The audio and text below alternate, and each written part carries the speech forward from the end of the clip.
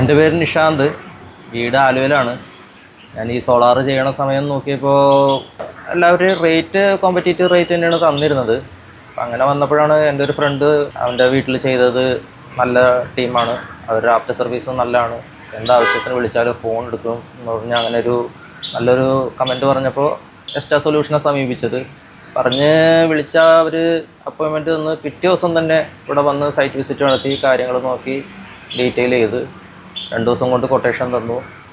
അവരുടെ അപ്രോച്ചിൽ genuinity feel ചെയ്തുകൊണ്ടാണ് ഞാൻ എസ്റ്റേനെ തന്നെ ഏൽപ്പിച്ചത്.